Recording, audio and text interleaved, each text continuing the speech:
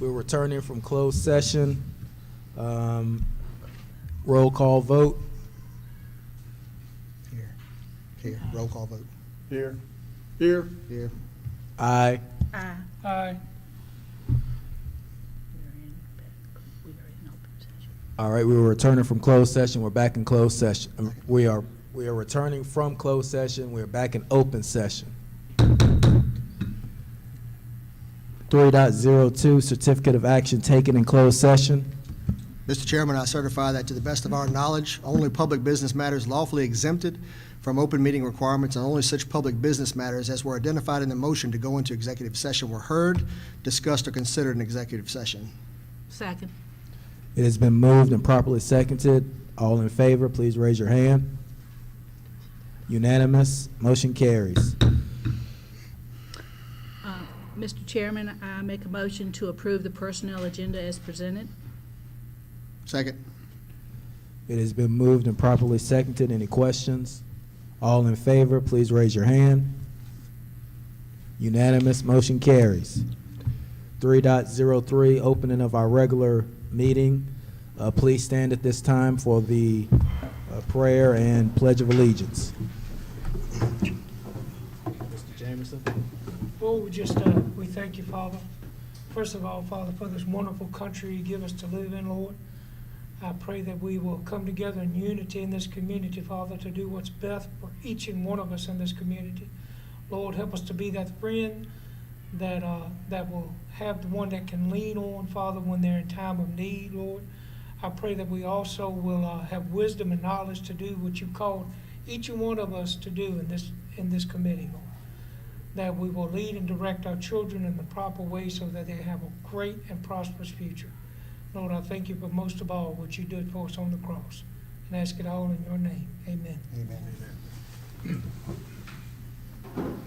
Pledge allegiance to the flag of the United States of America and to the republic for which it stands, one nation, under God, indivisible, with liberty and justice for all.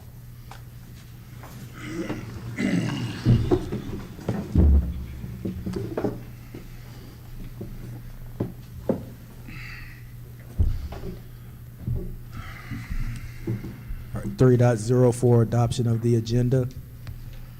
Mr. Chair, I make a motion to adopt the agenda as presented. Second. Motion has been presented, seconded. Any questions? All in favor, please raise your hand. Unanimous. Motion carries.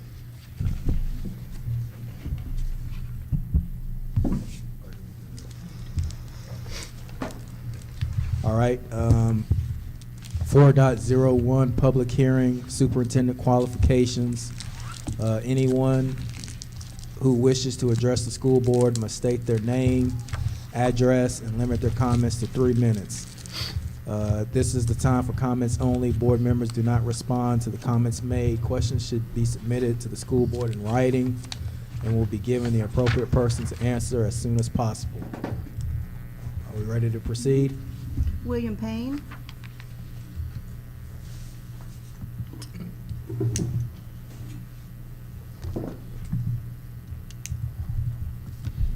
Good evening, board members. I just wanted to give you guys an idea for the next superintendent. It crossed my mind. First of all, I'm William Payne. I reside at 2327 Hall Road. Sorry about that.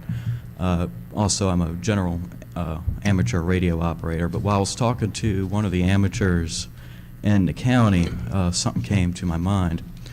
And he told me that the rescue squad is going to be getting a encrypted radio system here pretty soon. I don't know what the information there is, but I just know that it's going to be coming soon. In fact, the first emergency response group that got that encryption was the sheriff's office. However, I would hope soon, and this is something that I think the next superintendent should push, is a encrypted system for the buses. It really saddens me that that would be one of the last things that this county gets encrypted, as that is student safety right at heart. You know, you've got students' whole names and in some cases addresses that get sent over the open airwaves that are analog, any analog scanner or radio that is capable of picking up 2 meter or 154 megahertz signals can hear that. In fact, this radio on my side can pick it up, and I was listening to it today, and it can talk to those school buses as well, and the little handies you guys have.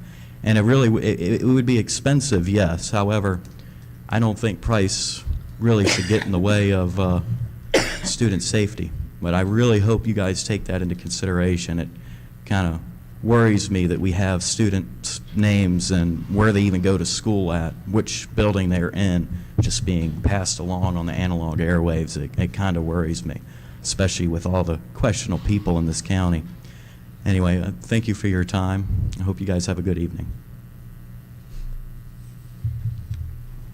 Sharika Eldridge.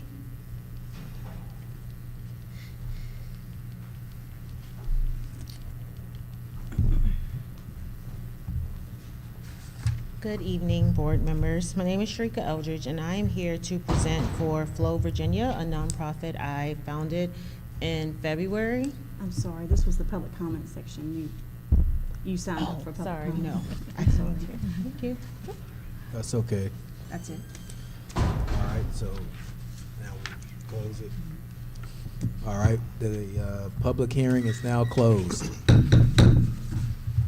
5.01, recommend the adoption and presentation of a resolution for Paul Anthony Townsend. Mr. Chair, I make a motion to approve the, adopt and present the resolution for Paul Anthony Townsend as presented. Second. It has been moved and properly seconded. Any questions? All in favor, please raise your hand. Unanimous.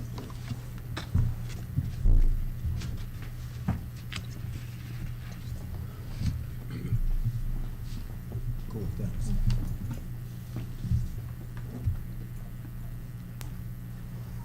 Would the family of Paul Anthony Townsend please come forward?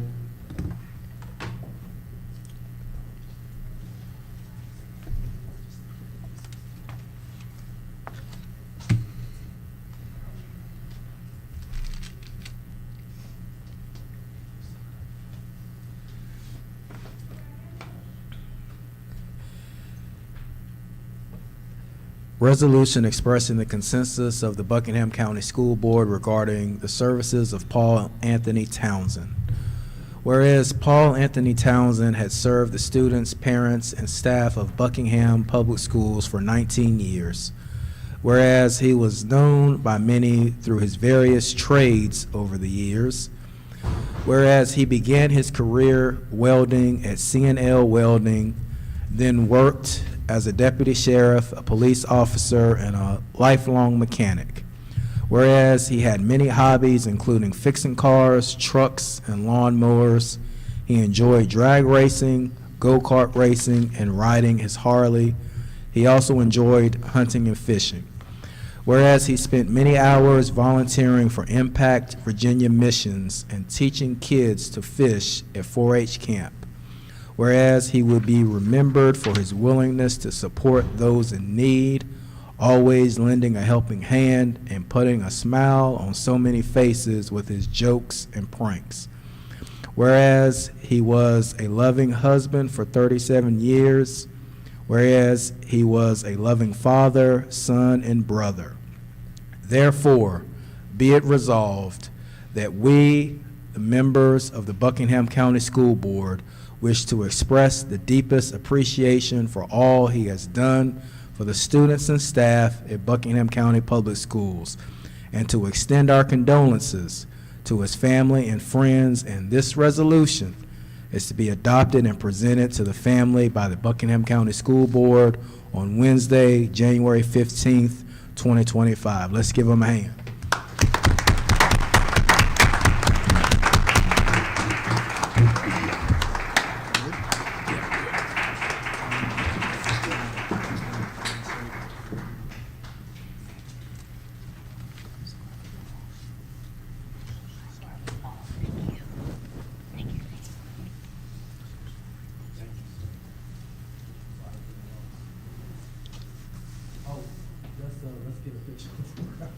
You sit down out of that. You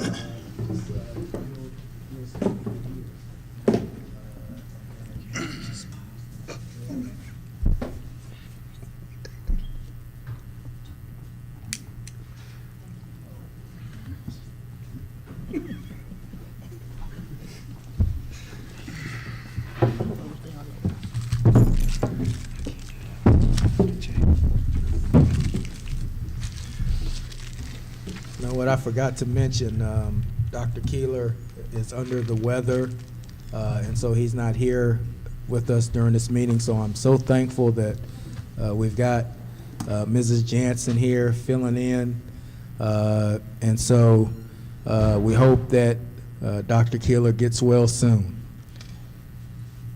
All right.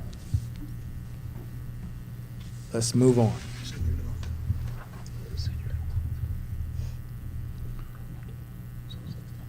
Okay, so the Senior of the Month and the Employee of the Month has been moved to the February meeting, so we'll take care of that in February. All right, 6.01, approval of the consent agenda. Mr. Chair, I move that we approve the consent agenda items. Second. It has been moved and properly seconded. Any questions? All in favor, please raise your hand. Unanimous, motion carries. All right. Report of the superintendent, 7.01, Flow, Virginia, Life Fundamental and Peer Support Program, Sharika Eldridge, founder and president. Please come to the podium. You have the floor. Thank you, and good evening again. Sorry, I signed in incorrectly earlier. Yes, my name is Sharika Eldridge, and I graduated from Buckingham County High School in 2006. I am now a licensed professional counselor in Virginia, North Carolina, and Texas, and I have been a therapist for the last 11 years. And I founded Flow Virginia February of 2024. Due to a constant need I was seeing amongst our youth, I predominantly was working with younger kids, youth, and teens, but now I predominantly work with teens, young adults. And something I kept noticing in my direct work and then with peers that I consulted with and supervised was the need of the students or the young people just having basic life skills, essential skills, knowing what to do when they get to that next phase of life. So I'm in high school, I don't know if I want to go to college, I don't know if I want to go to trade school or if I want to work, so helping them. But I also found that they're kind of afraid to ask those questions, or they don't know who to ask those questions to. And as a therapist, I supported them with the stress and anxiety that may be surrounding that. However, ethically, I couldn't have them in session for 50 minutes talking about, hey, this is what you do. So that's how I founded Flow Virginia, because I've been doing this work and I want to be able to do it on a bigger scale, reach more students, reach more young people, even in college. Some of my college graduates who were high functioning, the anxiety that came from, I don't know how to be an adult per se. I don't know how to get insurance. I don't know how to cook. I don't know how to do certain things. And I remember when I was in school, I had the privilege of being a part of Gear Up Access. And while they didn't focus on those life skills, luckily my parents taught me that, but some people don't have the parents to teach them or older people in their family to teach them. But Gear Up Access did give me access to college needs and vocational needs. And so that's something that I hope to do with Flow Virginia. And so I see that the outline is up there. And so with Flow, we have two basic core principles, core groups, and that is life fundamentals, in which we will have like an hour session that's either a specialist in that field come in and teach kids that skill set, or they will send a curriculum to myself or the agency that I'm partnered with to teach that curriculum. And some of the outlines, some of the courses that I have on there is activities of daily living. So learning how to read labels, not mixing ammonia and bleach, learning things like that. It sounds comical, but these are things that they really don't understand. Financial literacy, more so focusing on the different types of bank accounts. They don't even know that the difference between checking, savings, IRAs, things like that. Health management, I can't tell you the amount of times that I've had students come to me, clients come to me with a specialist need, but saying they were going to go to their pediatrician or their PCP. So teaching them about the different type of medical professionals without going into all the details. And then some other things I have is professional email writing. We all know that's a major need. How to complete applications, nutrition, as far as reading the labels, what's important, what they need, the different types of insurance, and where to go when you don't know where to go. So a basic overall course on helping them just figure out how to access resources. And the other core program is peer support. As a therapist by trade, I understand, and I'm sure you all can attest to this, the need for that peer support, because they listen to each other way more than they listen to us. However, it will be ran by myself or one of the volunteers, and I'll get into their credentials in a second, in which we help them process and discuss things that are plaguing them in their day-to-day, such as peer conflict, stress management, interpersonal relationships, and problem solving. And I think we can all agree that since COVID, a lot of our generation, a lot of the younger generation, those who are in high school and college, they kind of struggle with that peer interaction. They don't have those skills that we necessarily had. And it's not a bad thing or a good thing. I think the times are different. They're more in secluded, where we were more so always in larger groups. And so just helping them kind of understand that they have each other's support, and then they also have the support in providers. And so the programs will be ran, of course, by myself, but the volunteers I have currently are students from Virginia Commonwealth University and Longwood University. They are both psychology. They're both in undergrad for psychology. So all volunteers will undergo a background check. They have their credentials. They will be supervised by myself. And so any other trainings that the school may require, I am open to. Yeah, so I would like to bring this to Buckingham County High School, one, because I am an alumni and I want to be able to help in my own community. I don't live in Buckingham anymore, I live in Richmond, but I want to be able to help the students. I feel like there's a need. I've been speaking with some of the high school staff, and I would like to get feedback from the school board and more from the staff on how I can improve the program if it is selected to be in the school. While it is a new program, I've been doing the work for over a decade. I just created the program so I can have a space where I can do it freely, like without charging an insurance, like making it more accessible to everyone. So that's why I wanted the nonprofit. And I'm hoping to implement this full program with both curriculums in the 2025-2026 school year. I know we are halfway through this school year, so I was thinking maybe just doing the peer support version of it for the rest of the school year. And I know there's like something with the schedule, and so we can even do it after school. I have parent consent forms. If any questions, parents can reach out to me if they're not okay. But I am figuring all of that out as I go, but I'm very passionate about this. I know it's a need. I feel like they could really benefit, and so that's what I'm proposing. Go ahead. I was just going to say, have you spoken with the principals at the high school? Yes, ma'am. And how will this be structured? Will this be, because I would think that we would have to look at the parental consent and that type Yes. of thing. It sounds great. It really is a need for it. Probably some people that have already gone past school. But I'm just trying to get my head around, is this going to be during, how is Mr. Talley, can you come up and kind of explain to us how you think it should be done?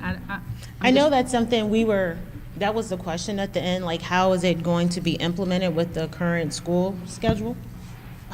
And so, yeah, so we're still figuring that out, so that's why I suggested doing the peer support piece to not lose a relationship, so the students and the school personnel can begin to know me, trust me, know what we're doing. Hey, this isn't really a need, so let's change it or let's add this. And so I was thinking we can do that after hours, and go through whatever we need to go through legally to get the parental consent, the school consent.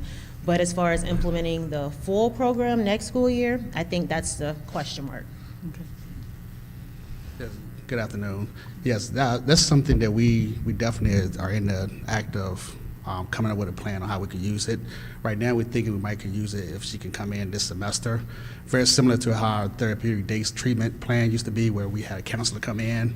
We had identified a group of people for them to meet with. They had a location and met with them. But we're thinking that starting out, especially being a relatively new program, organization, maybe starting off with our alternative ed program, where we have those students that had a lot of peer conflict situations where we can learn conflict resolution and things like that to try to benefit them, and then expand further if we need to. So now, you said that you've been doing this for 10 years. Yes, sir. Have you done any of this in any of the schools thus far? Not with the program, but yes, I did TDT myself when I first started out. I've done mentoring in the schools.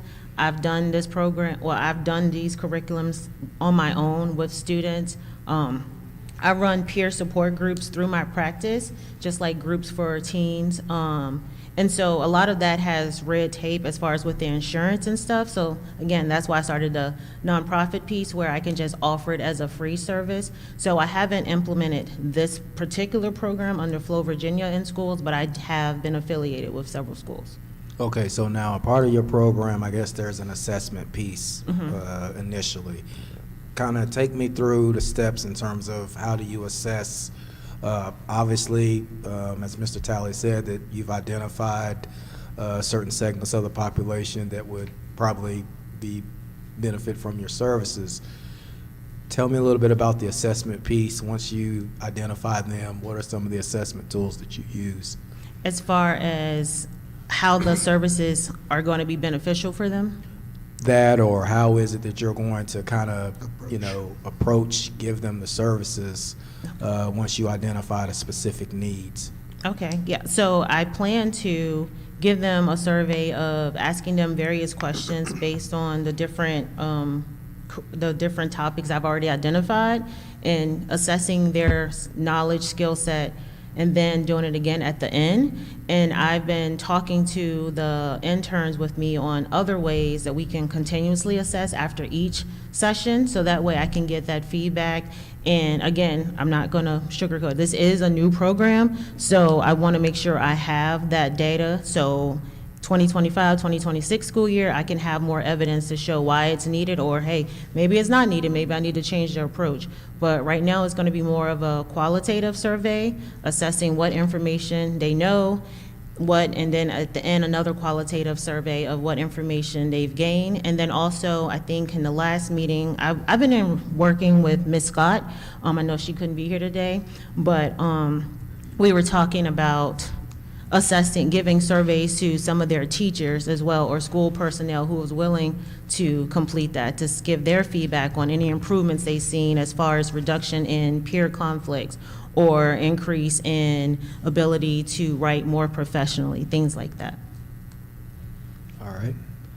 Yeah, I would change email writing to writing in general, but that's just me. So in other schools, I assume in Richmond area that you've Yes. done some previous work in, feedback? Oh, everyone says the same thing, it's needed. It's more so scheduled. Everyone I'm who? sorry, the school personnel, School personnel. yes. So it was Armstrong High School. I used to work specifically with Henrico County. I was a therapist, but I would go into the school. And so the biggest issue has been scheduling. And then at that time, it was more so me just doing it. I didn't really have the. You didn't have the nonprofit? No, so I you didn't had have to the work through- nonprofit. Yeah, got so you. I was just doing it. And so the way I kind of presented it is if the schools would be the ones funding it, but I'd taken all of that on, so it wouldn't cost Buckingham County, as far as I can tell, anything. We just need a space to come in, and if we don't do it in person, virtually. So I've kind of taken the reins on that. It's all going to be free services. And like I said, all background checks will be provided, and you all can have access to that. And it was something else that Ms. Scott and I had spoken about, but everything, I don't think I sent the parental consent forms, but if you need it, I can send those forms for review as well. What does success look like? I'm sorry? When you get done, I assume you're going to start with a population probably in the junior to senior range, Yes, especially sir. with some of these classes. What does success look like? How you define success coming out of the program? I think that will be based off of what they are striving to achieve. Not them. How do you define Okay. success coming out of there?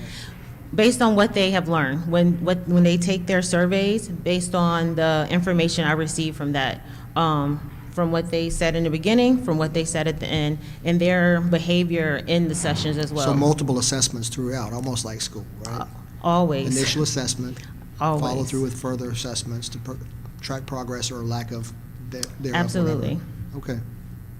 What's the next steps if it's successful here? Since we're going to be the test bed, what's next? Moving forward to other schools in the area, going back to Richmond with this, and we don't see it again, or? Oh, no, I mean, as long as, if I'm accepted, as long as I can stay here, I'll be here. Like I said, I went to school here, and I always wanted to give back in some way. And so this is my baby. I'm very passionate about helping. I'm very passionate about helping the next generation.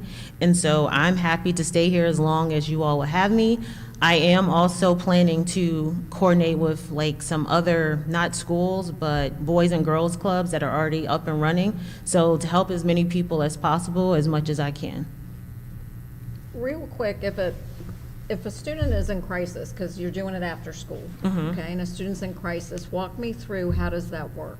So I would want to establish a relationship with, I think you guys would be Crossroads, the crisis. I would establish a relationship with Crossroads, again, because I am licensed, I am a mandated reporter and all of that stuff. And so have a relationship with them because, hey, if something happens, I may have to call them, and that'll all be in the parental consent. And having that connection with them, introducing myself to them, letting them know this is a service that I'm doing in the event that a crisis situation arises that's beyond what I can handle, meaning like they need hospitalization or they need to have a crisis assessment done, I will call them to have that taken care of. I'm going to go to an extreme if I may, Dr. Jansen. Sure. Excuse me, Ms. Jansen. If I may. When she said crisis, I immediately went to the far right side of that scale. If you've got one individual in there with a crisis, a physical altercation per se, what do you do? How do you affect that?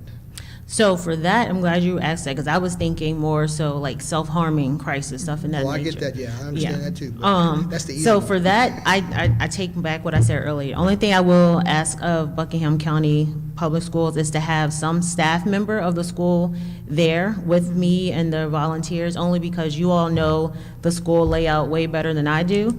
I haven't even gone to the school. I went to the Sure. old middle school. And so having someone there on the school staff, so if something like that was to happen, they can intervene, only because I know I'm coming in as a volunteer and I know the, Well, not only that, but that's going to impact most likely Mr. Talley's scheduling for you, because at the end of the day, it's going to impact other personnel. So that'll come into play, I would imagine, at some point for that program. I'm all about the program and the information provided, but at the end of the day, there's a lot of logistics behind it we don't have.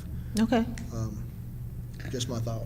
And I think she probably needs to continue working with Ms. Scott to Yep, kind of iron out some little details so that we can move forward with it if possible. I mean, Yeah. it sounds great. I think it's a good program, yeah, sounds good.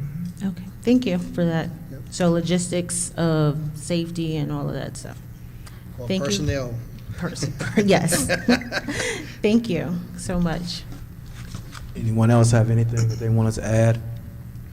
All right, well, thank you so much. Now, is your family still here in Buckingham, or? Yeah, they are. Okay. What kind of, you can't say it like that. Of course they are. Yeah, they are. You know, you either leave or you Sit- stay, so, come on yeah. My mom is I here. left and then came back. Come on now. Yeah, Well, we're glad you came back to try to do something good for our community. yes, absolutely. Yeah, I know your mom's proud of you, so Thank you. you keep up the good work, and how do we want to proceed? Well, I recommend approval of the Flow for Virginia Life Fundamentals and Peer Support Program. Second. All right, it's been moved and properly seconded. Any questions? All in favor, please raise your hand. Unanimous, motion carries. Thank you all. Thank you for your time. Thank you. Thank you. And we'll be expecting you to come back to give us some updates, if possible. We're gonna looking forward to the assessments and everything, see what success looks like. 7.02, recommend approval of the high school block scheduling revision. Mr. Damon Talley, high school principal. Do we have any updated information? Because at the end of the day, I think we were supposed to be going back and giving you feedback when we got back from our Yes, so the constituents. purpose of this is this revisit. I know we talked Okay, about it. yeah. We recently did another survey with our staff members. So basically want to give you, I have a printout. Unfortunately, I didn't get a chance to put it on the board, but to give you an outline of what the staff came up with.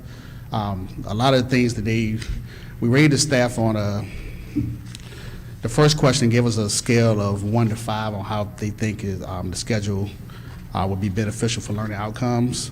44% said that it was the number 5, which is the highest. 26% said 4. 18 was 3, and then we had like 4 people to go below 3. Same thing with how. Any reason beneficial. behind the lower marks? The lower marks, so Ms. Ranson and I came up with a summary on the bottom to kind of tell you the outcomes. A lot of it is just, some people are concerned with how attendance is taken. The concern is the governor schools because the schedule is a little different than because we'll eat lunch a little sooner. So with, some teachers are concerned with how that would look. Also with the reduced course load students, instead of it being a 90-minute block, it'll be a little longer because of the additional 40 minutes. Some teachers are concerned with the increased student movements throughout the building. Right now with the 4 blocks, we got it under control. With 5 blocks, nobody know what it looked like, but they think that students be constantly not knowing where to go to because of certain days and moving around the building. And also, one concern, we have a part-time teacher. How would that fit into the block with going back to a first block that teacher may be gone for the day? So that's some stuff that my panel, my committee, and myself we're taking consideration moving forward. But we just want to give you guys an update on what we've been working on, and we're still trying to get this thing rolling to prepare for next school year.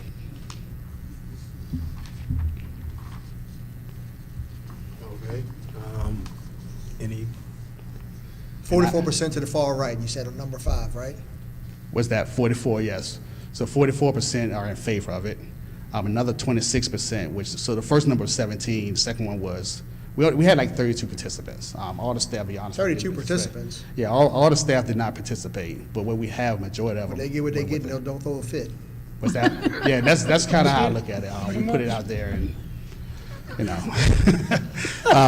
But majority of it, they did go with 4 and 5, including with how it benefited teachers. But some of the concerns were like what I mentioned. I will give you a copy of this, guys, when we're done. Well, I recommend approval of the high school block scheduling revision as presented prior to. Second. all right, it's been moved and properly seconded. Any questions? All in favor, please raise your hand. We gonna see. Unanimous. Thank you, Motion ladies and carries. We're gonna see. Appreciate it. We also look forward to you coming back, giving us That's some right. updates. That's right. 7.03, recommend the approval of the student cell phone policy, policy JFCM. So this is our current policy that we have, and this is just making it into the board information, and it just has to be formally approved. But you guys already approved this at the beginning of the school year, and there's no difference. We jumped on this early with what the governor recommended. And we did cover the buses on this just to make sure that we're covered as far as what we did decide to do, correct? Right. Ms. Haynes Yep. typed this all up for us, so I appreciate that. You know, and I So would, we pretty much were already doing Yes, sir. what the governor had put out, Yes, sir. and so there wasn't really a lot for us to change, if anything. Correct. Some school divisions chose not to do that, and they made the shift with their students. Like my student, the shift occurred this week, Yeah. which was I not remember- prudent I to do remember having a high schoolers. conversation with Mr. Talley about, some months ago about the cell phones and kind of trying to understand how the cell phones, how it was followed in school, and he explained everything to me, and at that time, I thought it was a pretty good program that he had Yes, sir. with enforcement. Okay. All right, I would say that every parent should read it so that they know, because I know sometimes when I'm around, I hear a lot of people saying different things, so just read it for yourself. So we need to make a motion, don't we? Yes. Mr. Chair, I make a motion to approve the student cell phone policy, policy JFCM, as presented. Second. It has been moved and properly seconded. Any questions? All in favor, raise your hand. Unanimous, motion carries. 7.04, 24-25 budget revision. Wendy Oliver.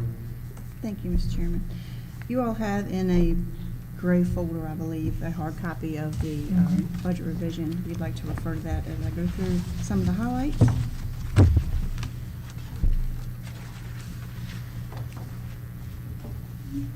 So we are amending our budget mainly due to the final state numbers as well as our ADM adjustment from our fall submission. We started our budget at 1753 as a projection, and our ADM came in fall at 1725. That is a loss of 28 students. That does affect our total state funding, and if you go down to the total state revenues, it's a loss of $168,207,000. That's the adjustment to the state revenues. We did have some other state grants that we received since adoption of the original budget. We received an active learning grant and $30,000, a security equipment grant, $32,927, Virginia Tiered Systems and Support Grant, $30,000, and the special education tuition grant was an additional $100,000 from what the state projected. That gave us an additional in other state revenues of $193,714. In the federal revenues, we received a grant at the end of last year that was for this year, and it had a two-piece, federal and state, and is for school safety and security. The federal piece was $51,806. We also received a immunization and vaccines for children grant for $100,000. A Title V Part B rural and low income grant for $68,841. A SPED 611 CCEIS grant for our SPED students at $92,121, and an Excellence in Co-Teaching grant for $7,500. Those are all additions to the federal budget. We did amend our current grants due to the actual carryover amounts and the revised budgets that were received in the fall. That adjustment to the federal funds was $608,761. In our local budget, as I said earlier, we received from the state a state school safety and security grant that had two pieces. That revenue came in June 30th, and we're requesting that back from the county to put in this year's budget so that we can spend those funds of $75,579. We also had a textbook fund grant that we could carry over of $185,423, and we like to do that so that Mrs. Jansen can order adoptions in large quantities. It helps us with our budget. It makes more sense when she has large adoptions if we carry those funds over and can have them in certain fiscal years. We also had the remainder of our state construction grant, which was $443,747. You remember we got $1.4 million 2 years ago to use through the next 2 years, and that is the balance in that grant for the greenhouse project that Mr. Heslop is currently working on. And we also had our all-in grant that was for 3 years, and that balance is $759,677. At this time, now that the state budget has been adopted and where ADM came in, we are requesting the Board of Supervisors appropriate the $390,000 that they put in reserve for us to go towards the raises that were given July 1 to our employees. So we're requesting that $390,000 from the county in recurring funds. In the cafeteria fund, there was only a small adjustment of a reduction of $1,165, and that was due to the ADM adjustment. If you all approve this afternoon, we will take it to the Board of Supervisors in February for their approval. What date is that? Do you know? Their budget, Yeah, their meeting, it would be February. More than likely the 10th.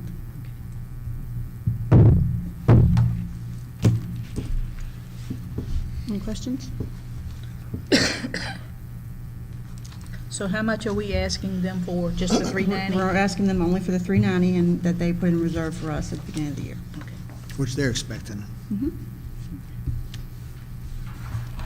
The all-in grant, when is the 3-year mark up? Next year. Next year? Well, good job writing the grants. No question. Mr. Chair, I make a motion to approve the revised budget as presented. Second. It has been moved and properly seconded. Any questions? All in favor, raise your hand. Unanimous, motion carries. 7.05, 2025-2026 Governor's Budget Review. Mr. Chairman, I will go over the budgets. Dr. Keeler is not here this afternoon. I'll go over what we were to present with you all. You have another folder in front of you. I think it's maybe blue with the documents that are online, if you'd like to refer to those.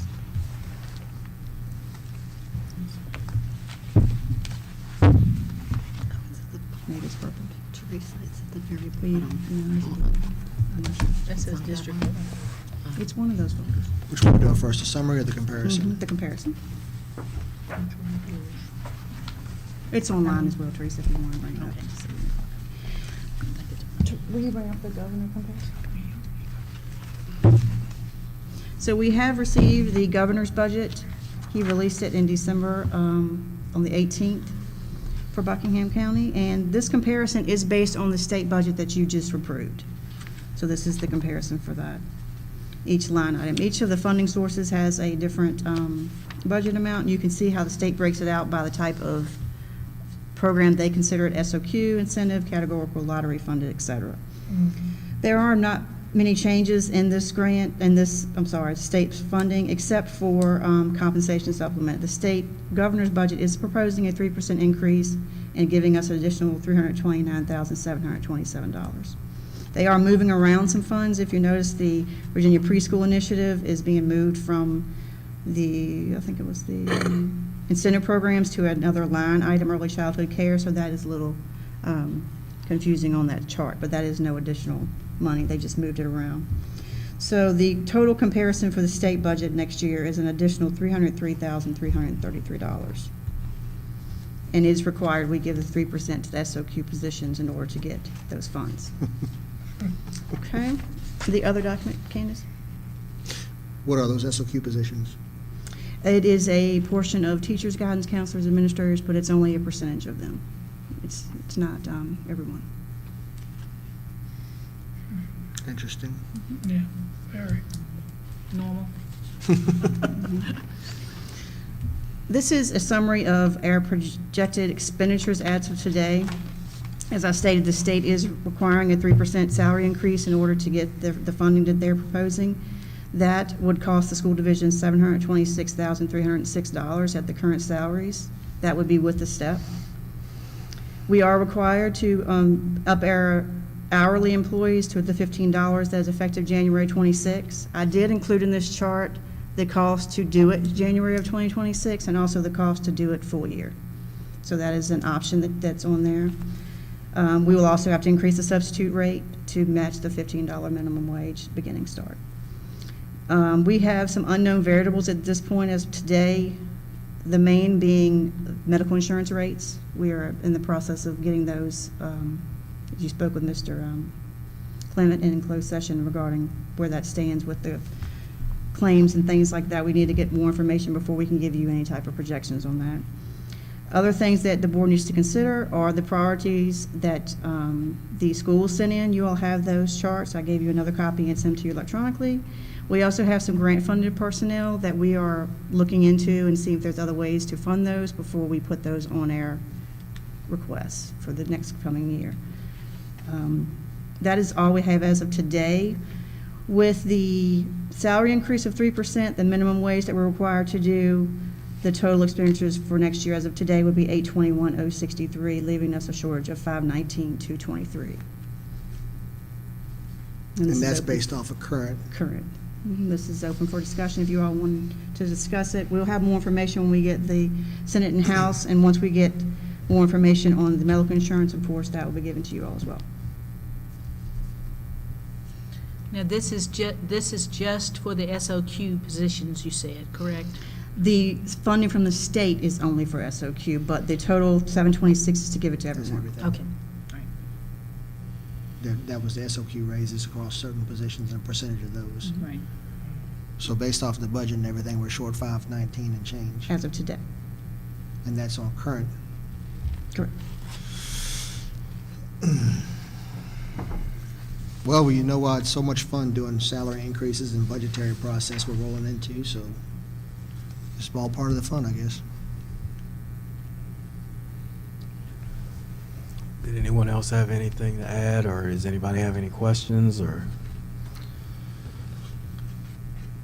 Anybody have any questions on that stuff we just covered, budget-wise? Nothing? Nobody's even curious? Come No, on. just the teardrops, that's all. That's right, yeah, a bunch of tears for a moment. Don't have a clue what y'all just said. All right, thank you. 7.06 student liaison report. She's not here. I think she was under the weather. I hope she has a speedy recovery. And so other board business, 8.01, District 1 school board member vacancy candidates. Let me read this.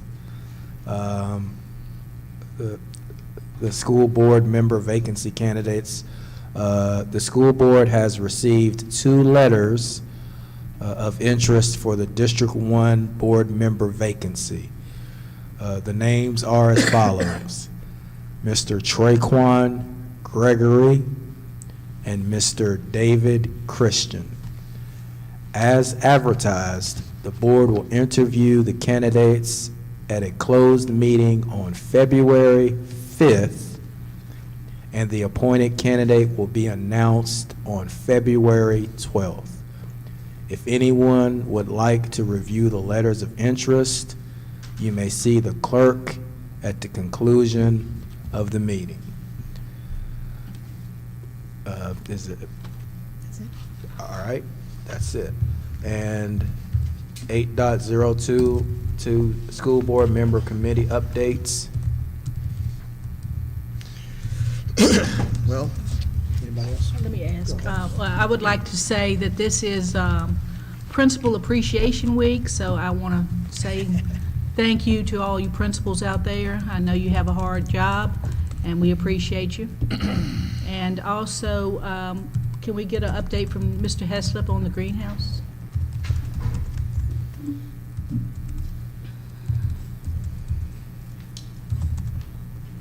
Thank you for letting me come up.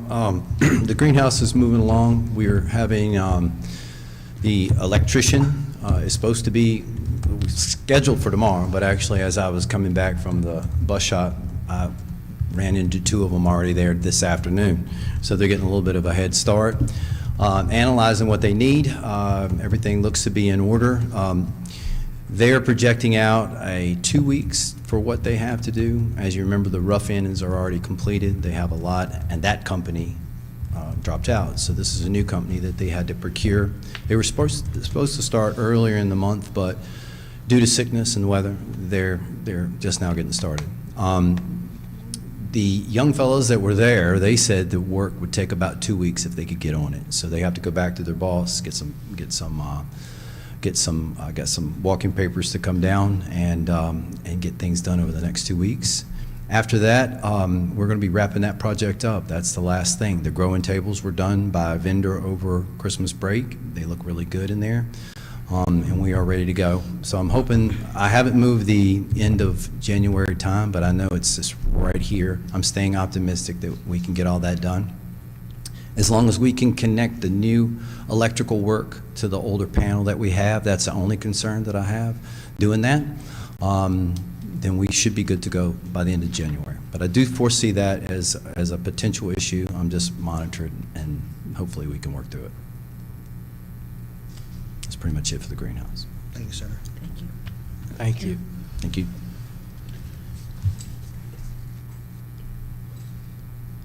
All right. You wanna I just wanted to say, of course, we'll have January 20th will be Martin Luther King Day, and we won't have school, and just wanted to recognize him. Thank you. Of course, that's very important. Yes. All right, so I'm going to let our vice chair go ahead under other business at this time. Thank you. As we know, the committee salary committee, excuse me, met last year, trying to head into the coming fiscal year, school year, to get some raises in. As you know, we're also in the budgetary environment, which means we've got budget going on. We already know we're $519,000 upside down or in the red going into the next fiscal year. And with some of our proposed raises, we're looking at anywhere from roughly $600,000 to $1.5 million in salary increases, depending on outline received or voted on as far as the committee goes, or as far as the board goes. With that being said, hard decisions are going to be having to be made moving forward, and that's not a scare tactics. I mean, anybody that has a budget in their household knows when things get tight, you have to make some changes to the budget, right? We're not getting ice cream tonight. We're not going to Tasty Freeze. You know, those kind of things come out of the pocket, right? So moving forward, one of the opportunities or one of the options we're going to look at is not giving out stipends. So moving forward, if you're a teacher, if you're whatever, and you're receiving a stipend, it'll probably be not favorably received. Because in order for us to get to the point where everybody gets their raises, including the state, including our steps, we've got to start making hard decisions on getting our teachers, getting our staff the pay they need moving forward. In order to do that, we've got to make hard decisions.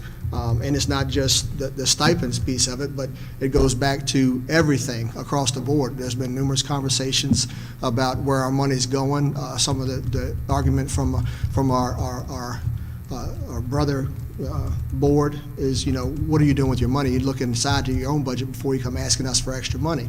And I don't argue that point. That's true. So moving forward with the budgetary process, this coming few months, it's going to be hard decisions being made, and it's going to be throughout the process. It'll be open. Like, I'm willing to talk to anybody about anything, as well as anybody on the board. But moving forward, some of the conversations about where we're going, especially if you have going from a $500,000 deficit right now to a $1.5 to $2 million deficit, possibly moving into the next fiscal environment. Hard conversations have to be had. Hard conversations, have to be had across the board, not just with the board, but with our constituents as well as the staff we have here. So I'm just prepping you because stipends has been an argument, not just from us. It's been an argument from teachers, from staff members. So moving forward, just so you know, it's not going to be favorably received. So if you're getting it now, it probably won't be on your next contract. I'm just putting that out there. We're open. You talk to us, we're going to tell you. So we're open about that piece. I'm the bad guy, I have to tell you that. But also for the salaries, if we move forward, and I have to say if, because we don't know. The budget has to be done. Moving forward, if we're able to do the salary increases, we won't be able to hit it, most likely, all at one time. So at that 1.5 to $2 million, if we're able to get $200,000 to $300,000 through the pipeline, okay, so we can't impact every teacher. So it's going to be going along that phased approach, which has been broached across our committee meeting, has also been brought up at the other board meetings. So if we can do the phased approach, we'll have to look at it, whether it's 25-year teachers and up, whether we start at the 5 and under. Most likely it's going to be starting with our senior teachers because they've been doing it the longest. They rate it. So the goal for us will be to start with probably that 25-year and up category to address teacher salaries and moving forward with that. But that being said, it's not in stone. What I'm telling you is be prepared, because if we're trying to make budgetary decisions here for the benefit of the community at large, our bottom lines, the teachers' bottom lines, our education quality, right, moving forward, all of this has to be considered. And we don't take it lightly, so I'm just putting it out there. We're in the season. I think we have, what is our meeting is in March, right? To go before the Board of Supervisors to broach the subject with them on our requirements, if you will, but our needs. But just so you understand, moving forward, it's going to be fun. Another topic I wanted to bring up, if I could, outside of the committee. Any questions about that statement or those comments? Because I know it's kind of brash, but I think it's to the point, and it's being as honest as I can moving forward. And if there's any questions from anybody, please spread the word and tell them to hit me up. I have no problem with it, or hit up their counterparts up here. I have no problem with it. Outside of the committee salary committee, I keep doing that, I don't know why I'm bad backwards here, but attendance, it is, Mr. Talley, I hate to do this to you, but I got to ask some questions about moving forward with attendance. I think has been an issue that's come up recently as of, I think, yesterday. Could have. I had 2 conversations today on attendance at the high school, and I don't think it's a high school thing. I think it's a district thing. And so I probably ought to ask anybody who's aware of it, how do we get our daily numbers submitted to state, attendance-wise? I know we accept it. I know the first block's done. I believe Ms. Bowles does it at the high school for attendance there. And from there, I don't know, it disappears into the cloud somewhere. So I'm trying to determine how we do our attendance numbers and how that relates to state requirements regarding our 10 days per year and how we're getting to that, how it involves money and stuff like that. So I would like for it to be a 10 or 15-minute conversation, but it might be a little bit longer. Yeah, it might be a little bit longer. But I'm trying to get to the attendance piece at the high school level and how it involves the ADM or the collecting of attendance numbers across the board. Only because, like I said, I've had conversation 2 today on the way here about attendance. And the policy, I assume, came up yesterday. That's my assumption. I'm sorry, what policy are you talking about? The 10 days? High school attendance numbers or high school attendance for levels. I know it goes back to state. I'm familiar with the state's attendance with students missing 10 days or something. Maybe I'm just missing things altogether. Okay, so I can give you, as far as how it's reported and things like that, that's something, I'm not sure. I have to get back to you on that one. I need to talk to certain people on that, but I can tell you why we came with the 10 days. Sure. So in our district policy, if you look in the handbook, the district handbook, it shows that 84 days out of 90 days, the student's supposed to be in attendance. That's been there for years. So going into the state requirement, last year coming to my new position, we were at 36% as far as chronic absenteeism. Truancy. Yes. So coming into this year, the goal of me and my team was to get that down. So we went back and started enforcing what the policy said, but instead of going to 6 days, we looked at the average of 10% for the year. That equal out to be 18 days, 9 days each semester. We just rounded it up to 10. With doing that, in the past, we had students missing 40 days out of school. Sure. Because of the COVID, we still had virtual, the Google Classroom. Students were making up assignments, missing 40 days out of school, which is almost half a semester and passing with A's. That's unheard of. So coming into this right here, we went back to the 10 days, so we try to get that attendance rate down, so we get out of the red with that 36%. Since we did that, we did set some parameters. The first parameter is any student missed above 10 days, we didn't give them credit for the class, okay? However, they did have the opportunity to make it up by coming to the after-school program, which we sent out letters to parents, we communicated with parents, that once these kids was to, the days that we allowed it was Monday, Wednesday, and Thursday throughout the whole semester. That was our attendance program, right? That's our attendance program, yes, sir. So towards the end, we had a situation where I'm not sure if anyone took it seriously, but we sent another letter out going into the second semester to remind us, the public, of the attendance policy, also to remind them of our electronic policy that now includes all personal electronics, and we kind of gave them an idea of some other things we had in place, such as, like field trips. Students would miss 2 weeks of school and then show up to go to a field trip and miss another 2 weeks. Right. So we try to eliminate that. Our goal is to get the students into school. So that's where we at with those numbers. But in addition to those students missing over 10 days, if they didn't attend this program, me and Ms. Ranson, my admin team, department chairs, that particular committee, I looked at the numbers and said, well, I can't see a kid not passing the class for 11 absences. We noticed that some students use parentals, and most of these are unexcused. So what we did, we opened it up for another 2 weeks for these students to get these numbers, the ones between 11 and 15, to pass these classes. So looking at on our numbers, I can tell you we have 641 students inside the classroom in the building. 582 met the requirement. Another, I think it was 21 students didn't receive credit because they did not come to school. They did not make up the time. And then we have another 31, I believe, that are still on the clock, and they have a couple of days to make it up. Are these across the district as far as the programs going to support the absenteeism? I know, so this is Yeah. not the first time. We talked Yeah. about this coming It into is, but this school the year. numbers and this is, I mean, you said it's not a high school, it is a high school issue. The other schools, the attendance is in check. And so red is high school. I mean, it's a crisis. We're at Yes. 36%. Like all grades, 9 through 12? 9 or- through 12, and then on top of that, we're the ones that we have period absences too, because students can come one block and miss the next 3, and we got to juggle that into place also. So where are we capturing the data? Is it on like a weekly basis?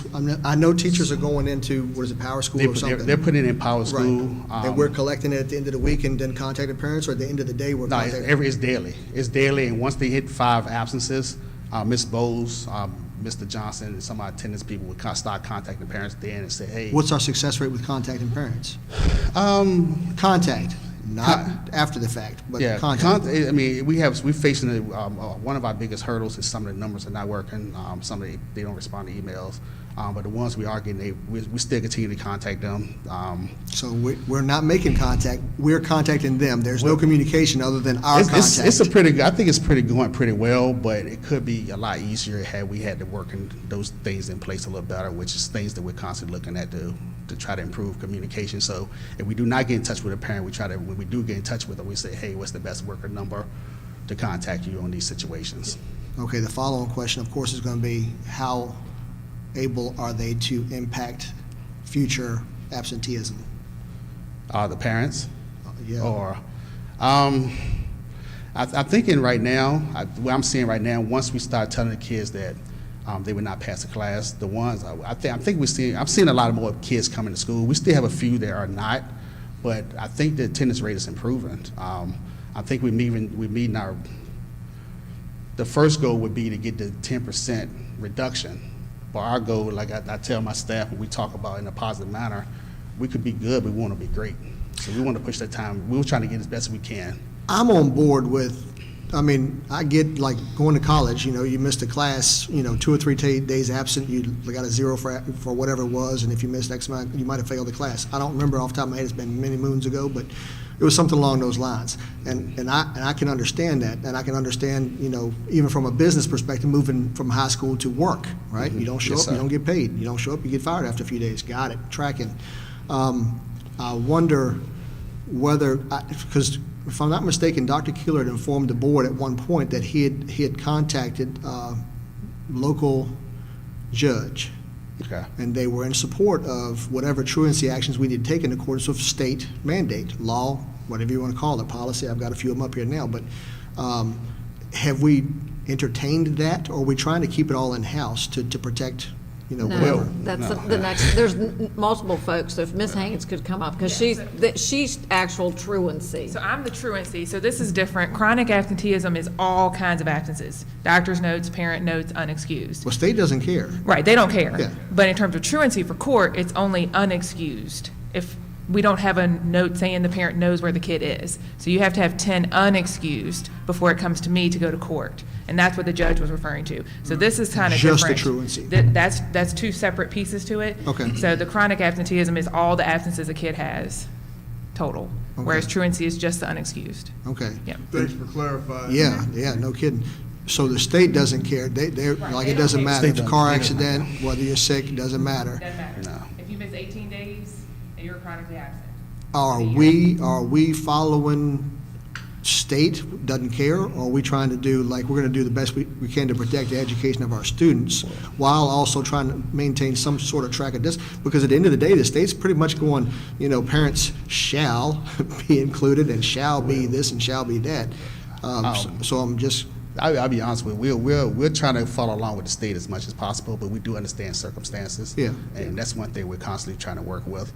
But when we set our standards, we set it along to what's going to be, meet that, our goal is to meet that benchmark that the state is putting on us, so to get Buckingham, you know, I'm seeing a lot of improvement, and I want to continue to see it. what especially changes with have that. we made that are not included on the start of school?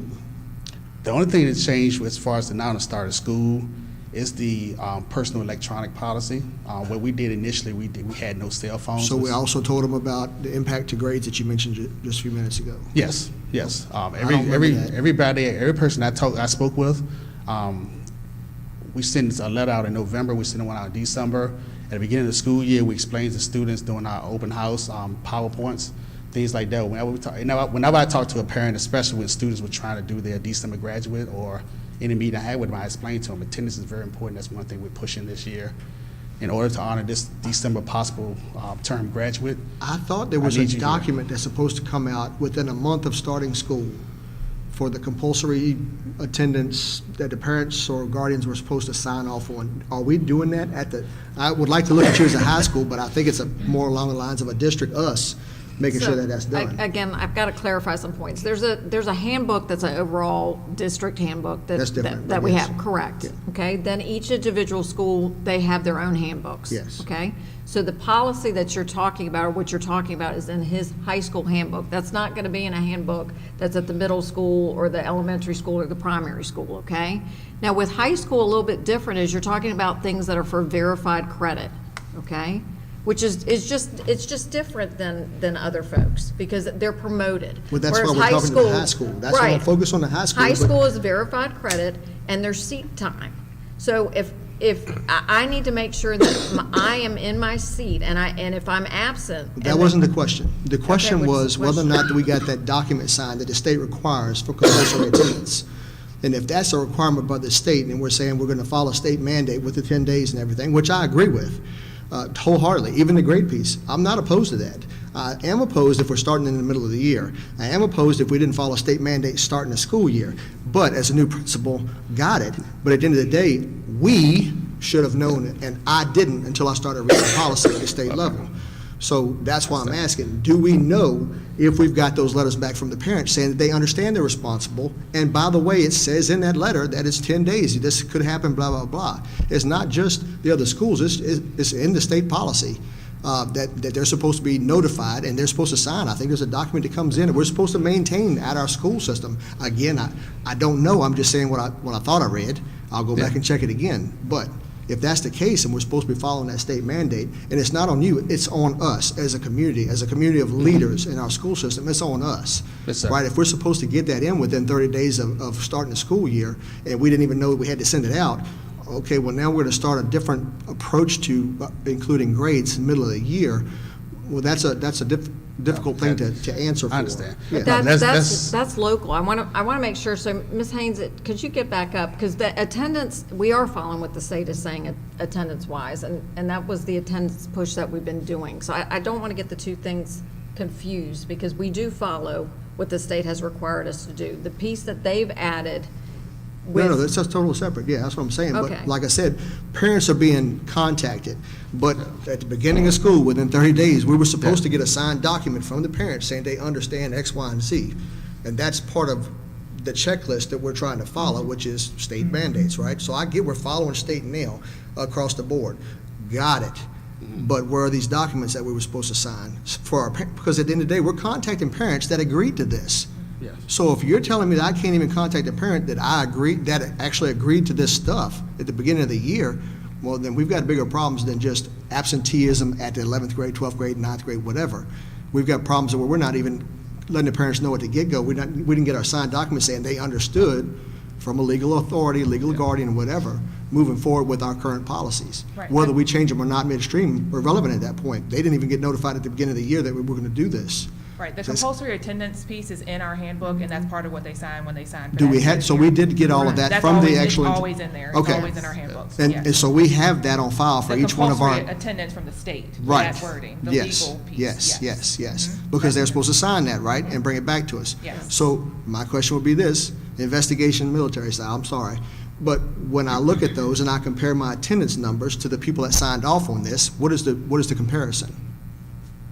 When I contact a parent who's already signed this compulsory attendance document that we give out with their sheet, and I compare that with my student that's been absent, what am I seeing? Their parents signed it, or we don't know because we don't keep it on file, or they've signed it, but they're not answering the phone call, they didn't answer the email. Is that what we're seeing? It's a mix. It's mixed. It's a mix? It's a mix of some who have signed, some who have not. You know, we get every document back we can. We Sure. keep it is on file. We have a record of that at each school. It's Yep. held there. And like you said, we try to contact, we have phone numbers, emails, things change constantly. And so we reach out with whatever number we can. Sometimes we're calling grandma, grandpa, you know, we're going down the Well, whoever you can list. get a hold of, We're yeah. informing everyone. I'm tracking, But- yeah, I'm tracking all of that, yeah. Yeah. And like I said, I'm not opposed to any of it. What I'm saying is, at the end of the day, I want to make sure that everybody's been told in advance. And I know it goes out. I know the kids get it sometimes if the parents aren't there, and they take it home and it gets lost and you don't see back. You send out 150 come back. Like, I get it. But what are we seeing data-wise compared to our attendance? Like, Right. how many signed vice, how many didn't? You didn't get it. Or if the parent signed, that means they care because they've read the document to sign it. You understand what I'm saying? Yeah. So at the end of the day, that's kind of one of the mixtures I would like to know about. It's a data point. That's all Yeah, it is. It's I a mean, data we point. can pull up the When you data. make data-driven decisions, that's what you look at. Yeah, yeah. Yeah, she's saying Miss Allen gets almost every single form back. Okay, So, I mean, Secretary. it's- But everything's going on, everybody been notified with that. I can tell you recently, we did submit a letter, right before school. We reminded the parents going to the second semester what to come. Right. And we reminded them of the attendance policy, we reminded them of the headphones, and then we put a clause in there that we talk about some of our other events that we have going on that we have enforced since I've been here, such as, homecoming. Yeah. We noticed that sometime when doing homecoming, that's when the kids are on their best behavior. So we put a clause in there saying, okay, for things like homecoming, within 2 weeks out, if you can get a referral, multiple referrals for disciplinary reasons, we can deny you the right to go there. That's one thing. I think a lot of people are seeing that and they think it's a total new rule change. But everything It's already been in everything we're place. telling you right That's now, right. It's already been in there. place. We just- That's right. We're just enforcing it. No, that's wonderful. I mean, Yes, sir. like I said, I'm familiar with that. I mean, Yes, that's sir. been going on for a while. But, getting back to some of the feedback, received is one of those, are we doing something different? No. Is the policy changed? No. It's like the PED, personal electronic devices, whatever you want to call them. We used to call them PEDs, personal electronic devices. Didn't matter what the electronics was, whether it was a handheld computer or Nintendo Game Boy or whatever it was. It's not authorized. It's the same thing as a daggone cell phone policy at the end of the day. But Yes, what sir. I'm trying to figure out is how we're addressing the bigger picture of the attendance that we talked about last year, moving through Yeah. this year. Yeah, like I said, we're enforcing it. Like I said, we set that magic number for 10. In the handbook, it says 6, but it's approved by the Sure, district. sure, It was sure. 6, we pushing 10, which is a little leeway. Yep. But the thing is, we stand on top of it, and if students meet that requirement or go over that 10, we're trying to bring them back under it by offering the program for after school. What are we seeing? We're seeing an influx now because now the reality is settling in that your child has this last opportunity to make it in. But, initially, a lot of people didn't know about it. I think people are learning more about it. Overall, I think because we're enforcing it, I think our numbers are better as far as attendance. When we discipline or make adjustments to students, whatever, are we getting any feedback from parents? When we do- Negative or positive, I don't care. I Yeah, we wanna are know. getting feedback. Okay. A lot of parents, we started, midway through the year, we added on our security officer as far as one of the contacts calling parents Sure. also. And he's getting a lot of feedback. Some of the parents would call and say, oh, yeah, send my child on, and they signed up right away. We do have a few that did not respond to it, but now they're responding now, in all honesty, because now the child is not, the children that may not be, the reality is setting in that this kid might not pass because they missed 30 days. You Now, think? now we're going back and forth. Is this, it's negligence somewhere, or they didn't know about it, or things like that, which we've been pretty transparent with. Well, it I goes know- back to that we whole talk- we've been- contact we've been piece, very right? How transparent you not know across the about it? board. 30 I know my days. admin team and my counselors has been transparent, but even my teachers, I mean, their syllabus, I know one recently we was looking at, even enforce the new policy as far as the headphones, you know, letting them know the outline of where things would take place. They don't follow. So we're very transparent Excellent. on everything. Excellent. I'm gonna save the ADM piece for another day, because I know I'll need to talk. I saw y'all looking back and forth, so I assume I'll talk to you, catch up with you offline if you want. Yeah, it's, they actually don't report to the state, but my SRC. Right, I figured there's a central office, like, Yep, we talked about earlier, It's but- a once-a-year report. okay, got it. Thank you. I apologize if you felt like you was under the gun, but I just had some questions about stuff I was getting beat up on, so. No, sir. No, I appreciate it. That way, I mean, I'd like for everybody to know what we're doing. Hold on, let me just ask one thing, Yes, sir. just quickly. I'm glad we made kind of a clarification and delineation between, you know, truancy and chronic absenteeism. Definitely. That's Thank you. very important to understand. Yes. And I know going through some of the classes, it's a huge problem in Virginia, not just in Buckingham County. But kind of to the point of our vice chair in terms of our follow-up, they've already concluded that there's a lot of kind of challenges that people are facing in the community, and I see some people shaking their head. Sometimes it's not just as simple as, well, you know, you didn't show up, why not? There are socioeconomic challenges. Could be a reason why they may need some other service from the community. Have you seen that just in general, to where the person's not able to make it to school, and then you may have to contact some type of, you know, community agency in order to provide some services? Yes, I sir. mean, So things like that, we have situations like that. We do have to contact those outside agencies. We take all that into consideration too. And at the end of the day, even though they might have been hospitalized and missed several days, we take that in consideration with what's going on. So a lot of the 10 days is when they're not hospitalized, there's free range coming to school and choosing not to. But if they have a situation like that, yes, we try to be stern on our policy, but we are working with those agencies to making sure that our first concern is the students get back into school. Sports. Yes. Another piece real quick is, because that's a broader topic about what's going on with attendance. Virginia Tiered Systems of Support, the grant that you see there, that's what that team is working on. So attendance is overall, and some of those things that you were talking about, Dr. Browning led a session with us, and those are things that we're tackling now as a group. The broader issue, what's going on here. okay. And I just wanted to share that we also have someone at the high school, Mr. Johnson, is meeting with the students, like you mentioned, and trying to find out what is the deeper reason, why are you not, he's meeting with those students. You know, at that age, a lot of times they have control sometimes over if they come to school, if they're fighting with their parents or not, right, about it, if they're driving themselves to school, right? And so he's trying to work through those issues, and he's reporting back to us about some of those that we're seeing. We're working with Ms. Richardson, the school social worker, on what resources we can provide. Just in the last week, we worked with a family on providing transportation to help them, meeting them at the county line to get them to school, because we want to make sure that's not a barrier. So we do work through those on a case-by-case basis as much as we can. So. How many are athletes? With attendance. 'Cause you know what that means, don't you? Yeah, I know what that means. So when I'm looking at, I'm trying to think about numbers in my head. That's all right. I'm just looked bringing at it to your attention, because that's one of my first questions is, okay, if we got athletes that are not making it to school, Yeah. student athlete Yeah, is yeah. what it's called. Mm-hmm. They need to be student That's first. right. Of course. That's exactly right. I'm a former athlete. I'm very That's big right. on that. Yes, sir. Got it. All right, thank you, sir. Thank you, sir. Thank you, Appreciate Mr. it. Talley. Thank you, guys. All right, so now we've got to go into a 15-minute recess, correct, Wendy? Yes, sir. And we'll be back in 15 minutes and talk about the superintendent qualifications. So 15-minute recess.